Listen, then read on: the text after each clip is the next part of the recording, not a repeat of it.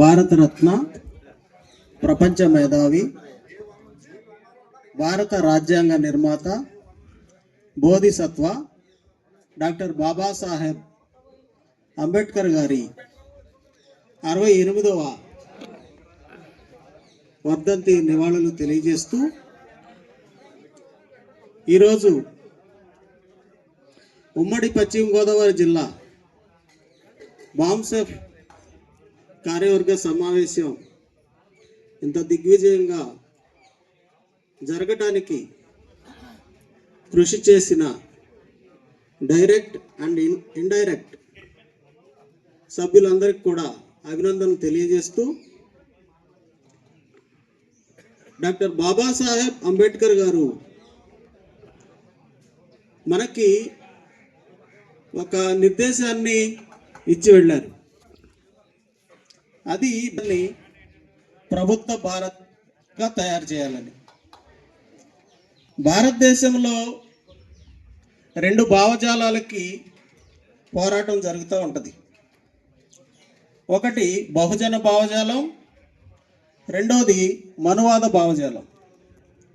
బహుజన భావజాలం అందరికీ సమాన హక్కులు ఉండాలని చెప్పు, ఎవరి టాలెంట్ను బట్టి వాళ్ళకి అవకాశాలు ఉండాలని చెప్పుద్ది. దీనిలో జెండర్ డిస్క్రిమినేషన్ ఉండకూడదు. అంటే మహిళలు ఎక్కువ జ్ఞానం కలిగి ఉంటే వాళ్ళ జ్ఞానానికి తగిన అవకాశాలు, పదవులు వాళ్ళకి అందాలి.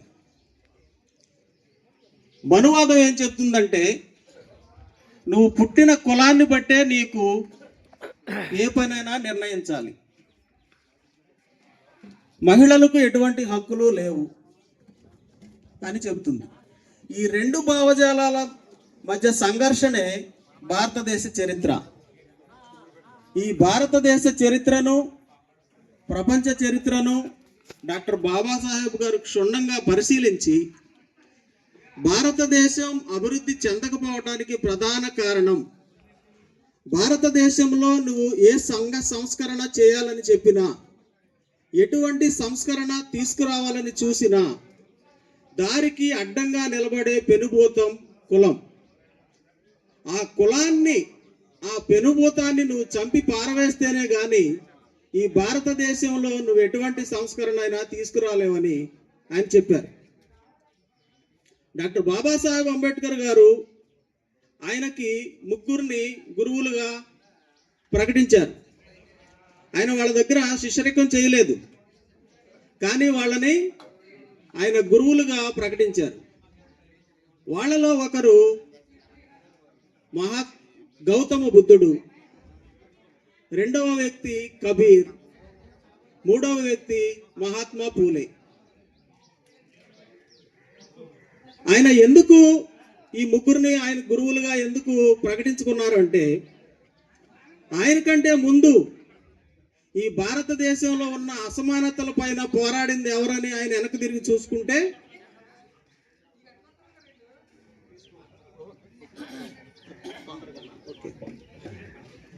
ఆయన ఎందుకు గురువులుగా తీసుకున్నారంటే, నాకంటే ముందు ఈ భారతదేశంలో ఉన్న అసమానతల గురించి పోరాటం చేసింది ఎవరు అని ఆయన చూసినప్పుడు వాళ్ళ 3 అగ్రస్థానంలో కనపడ్డారు. గౌతమ బుద్ధుడు, కబీర్, మహాత్మా పూలే. మహాత్మా పూలే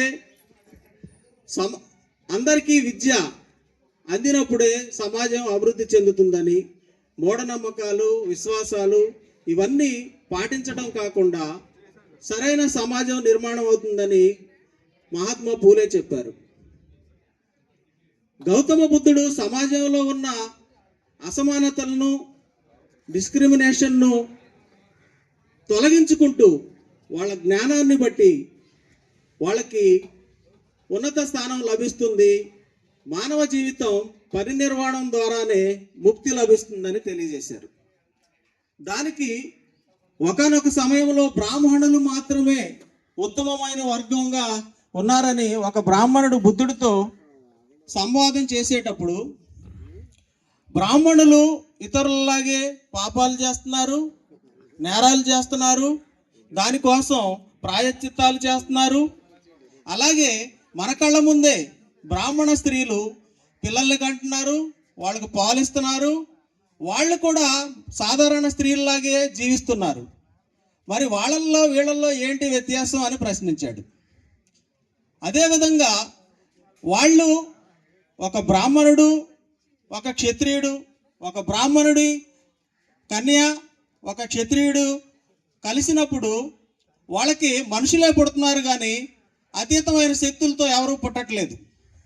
ఒక కంచరగాడిదను ఒక గుర్రాన్ని మనం క్రాస్ చేస్తే, ఇది గాడిదను గుర్రాన్ని క్రాస్ చేస్తే కంచరగాడిద పుడుతుంది, కానీ ఒక బ్రాహ్మణుడు కన్య, ఒక క్షత్రియుడు పురుషుడు కలిస్తే మనుషులే పుడుతున్నారు. దీనిలో కూడా మనకు వ్యత్యాసం, అద్వితీయ శక్తులు ఏమీ కనిపించట్లేదు.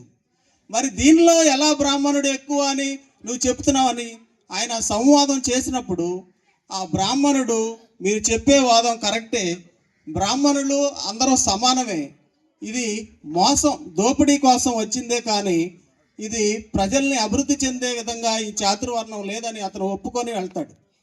అదేవిధంగా కబీర్ గారు చూసుకుంటే, ఈ రాళ్ళు రప్పలకి మీరు పూజిస్తున్నారు, ఈ రాళ్ళల్లో రప్పల్లో దేవుడు ఉన్నాడంటే నేను పెద్ద కొండనే పూజిస్తాను అని చెప్పి ఆయన చెప్పడం జరిగింది. ఆ కబీర్ గారి చరిత్ర ఇంకా పరిశీలన చేయవలసిన అవసరం ఉంది. ఆయన కంటే ముందు ఈ భారతదేశంలో ఉన్న అసమానతల్ని తొలగించడం కోసం ఎవరైతే కృషి వాళ్ళని ఆయన గురువులుగా ప్రకటించుకున్నాడు. మనం ఈ వామ్సప్ కార్యక్రమాన్ని ఇంత దిగ్విజయంగా జరుపుకుంటున్నాం. ఇది 3వ మీటింగ్కి సుమారుగా 200 వరకు వచ్చారు. ఇంకా అభివృద్ధి చెందటానికి బుద్ధుడు ఒక మార్గం చెప్పాడు. అది ఏంటంటే, ఈ ఒక రాజు, అతని పేరు తొందరగా రిమైండ్ కాలేదు, రాజు బుద్ధుడి దగ్గరికి వచ్చి, నేను ఒక దేశం పైక దండయాత్ర చేయాలనుకుంటున్నాను, ఏంటి ఎలా గెలవాలి అని చెప్తే, వాళ్ళు నిరంతరం వాళ్ళ సమస్యల గురించి డిస్కస్ చేసుకుంటున్నారా లేదా, పెద్దవాళ్ళని గౌరవిస్తున్నారా లేదా, వాళ్ళల్లో ఉన్న సమస్యల్ని పరిష్కరించుకోవడానికి ఆలోచనలు చేస్తున్నారా, తరచుగా ఆలోచనలు చేస్తున్నారా లేదా, వాళ్ళల్లో ఉన్న ఐక్యత ఎప్పుడు పెంపొందించుకుంటున్నారా లేదా అని అడిగాడు. అడిగినప్పుడు వాళ్ళందరూ అవన్నీ సక్రమంగా పాటిస్తున్నారంటే, ఇలా పాటించే వాళ్ళని ఎవరు గెలవలేరని చెప్పారు. అంటే మనం మన సంఘం కానీ మనం ఏదైతే అనుకుంటున్నామో అది అభివృద్ధి కావాలంటే నిరంతరం మనం దానిపైన డిస్కస్ చేయాలి. మనం ఎక్కడ నష్టపోతున్నాం, దాన్ని మనం ఏ విధంగా డెవలప్ చేసుకోవాలి అనే విషయాల్ని మనం క్షుణ్ణంగా పరిశీలించుకున్నట్లయితే మనం అనుకున్న లక్ష్యాన్ని సాధించడానికి ఎంతో శ్రమించిన అవసరం లేదు.